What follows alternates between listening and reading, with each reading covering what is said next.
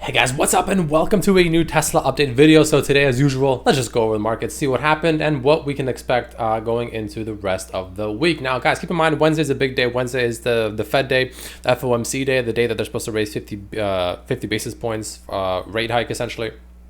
So as long as it's not more than that, I think we're good in a good state here. If it goes to somehow 75, yeah, watch out for that. But I don't think it will. So anyways, the point is that that's going to be a big catalyst day. So expect a lot of volatility probably tomorrow and early Wednesday, in all honesty, up until that happens. I think at like maybe 2 o'clock, I think Eastern, maybe 1, something like that. 1 or 2 Eastern PM.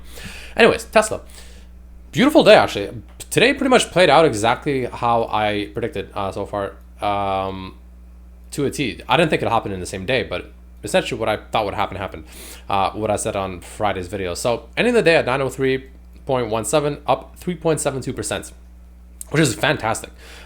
This is beautiful. This is exactly what I wanted to see.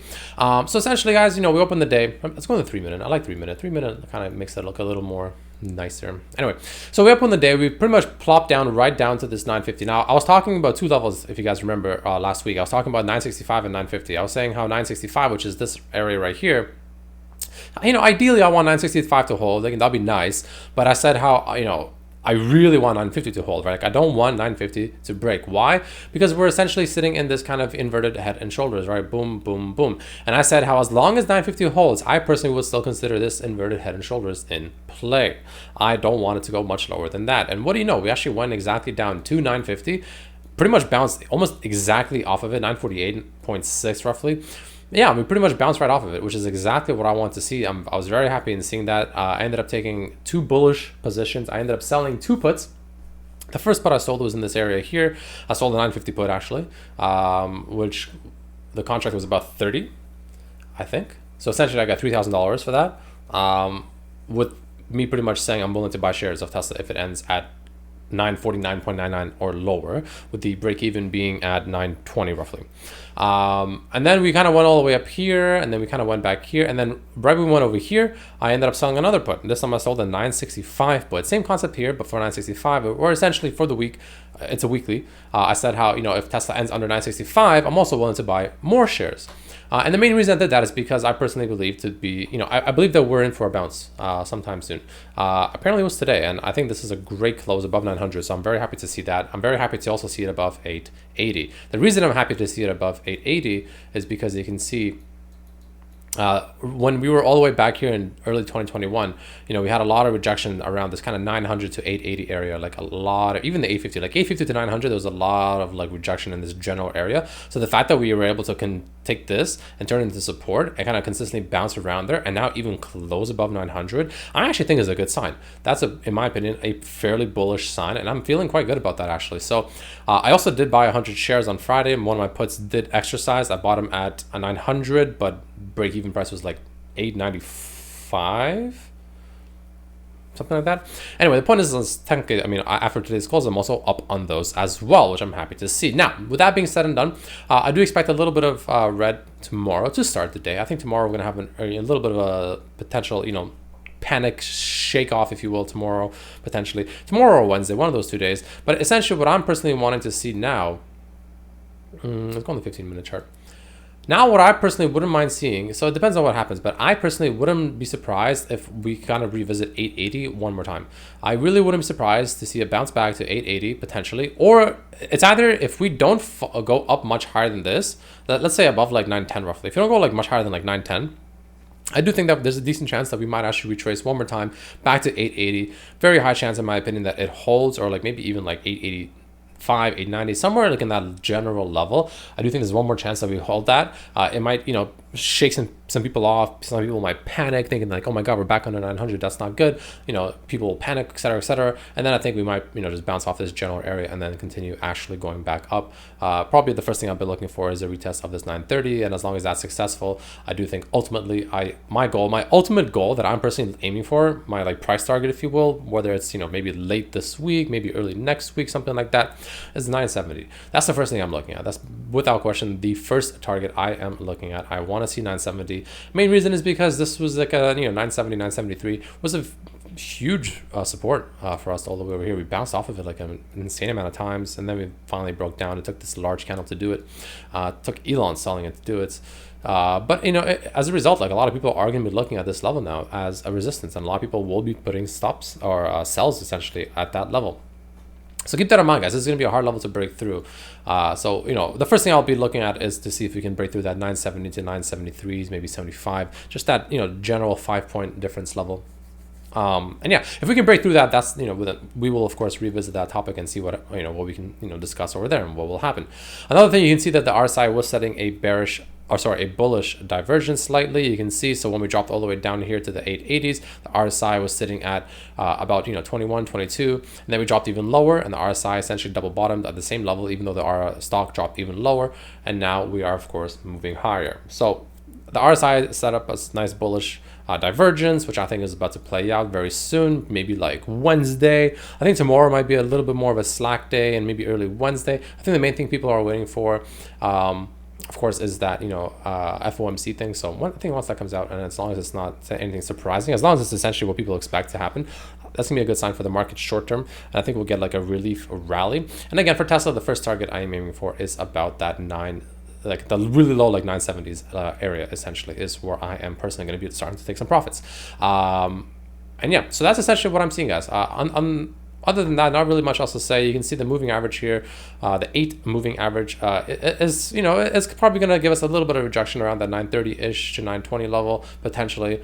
If we get above that, that means we're actually potentially in for some short-term bullish momentum, because we're above that, which can potentially actually lead us to even higher than 970. Very decent potential for that. But the first thing is to break above it and close above it and hold above it, and that will pretty much almost guarantee at least a move to 970 in my opinion. So that's the other thing I'll be looking at. Another thing I'd like to look at, of course, volume profile. Where is it? There it is. The volume profile is pretty important as well, guys. Again, like I said, you want to see this like 940-ish level to break, and then we have a huge, we have very low volume here. You can see on the left between like the 970 to like the 45-ish level. So essentially, if we break like 945, essentially if we enter this box and don't instantly get rejected, pretty much at like that 945 level, and we break above it to 950, I do think we're gonna have straight sailing pretty much back up to that 970 level, where the volume, you can see, starts increasing again, aka the selling pressure should start increasing. But any moves between this level here, which is again that low 970s to like 950, 945, tends to be like very easy, quick moves, whether it's up or down. We will either fall through it pretty easily, or we'll like rise through it fairly easily. But yeah, that's essentially what I'm seeing there, guys. So that's pretty much the main thing I'm looking at. The last thing I want to show you guys that I personally like to look at, of course, are going to be the Bollinger Bands. Where are they? Oh, got up. Kind of do a trial apparently. Let's go ahead and close this. Let's see, where's the Bollinger Bands? Open that up. It didn't save my setting from last time. What happened to my Bollinger Band setting? Okay. I just don't like the way it looks. It just looks really, really no bueno to me. I like the green, man. It looks like the way it should look. Like this just makes more sense to me when I look at it. Anyway, let me go ahead and save that. Beautiful. All right. So anyway, taking a look at the Bollinger Band, right? So you can see, let's take a look at the 1 hour actually, roughly. Actually, no, look at the daily. But the Bollinger Band, like I said, guys, several times, it tends to hug the bottom part or the top part, whichever one it touches, right? It tends to kind of hug it for a few days, maybe a week or so. And then eventually it kind of breaks above it, out of it rather, to the opposite side, in this case, upside. And it tends to kind of revisit the white line. And I think the white line, as we start kind of, making our way up there throughout the rest of the week, potentially into the later part of this week, the white line should start coming down to, again, like I said, on Friday, I think that it'll come down to about that, 970 level, which I think will roughly give us also another reason to potentially have some resistance around that 970 level. So guys, that's essentially what I'm seeing. Like I pretty much like, very nice close today, above 900. Again, wouldn't be surprised if we revisit the 880 tomorrow, maybe Wednesday sometime, around that time frame. Would not surprise me whatsoever to revisit 880 one last time, get a nice little bounce, confirm that we are ready to move upwards, and then essentially make our way back up to 970. Like, that's my price target. I would genuinely be surprised if sometime late this week or next week we don't see 970. Probably late this week, but based on how this market moves, it's just super volatile sometimes. I would genuinely be surprised if we don't see 970 at some point. Like I would legitimately be very shocked. Volume today is not horrible. A decent volume today. You can see here we're sitting at 25 essentially million volume. Not horrible, not bad at all. You know, on a fairly nice green day. The candle looks pretty decent as well. Nice, you know, fairly solid green.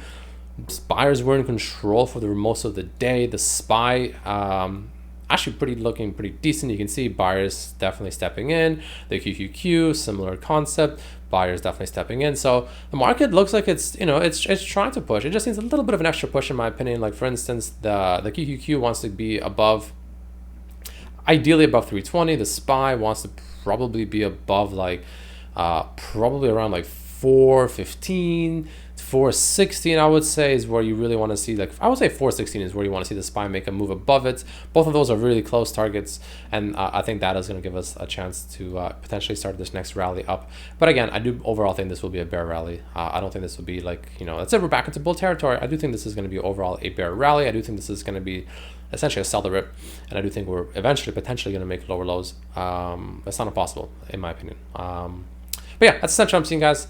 We're still in this overall like kind of weird trend over here. So you can see it's like a 1, 2, 3, 4, 5 move, right? That is a 5 move, but sometimes they like to move about halfway down, and about halfway down to me would be essentially, if we take a while to do it, can potentially honestly make us see like a 700 Tesla at some point. Like I wouldn't be surprised if we see Tesla at around 700 at some point.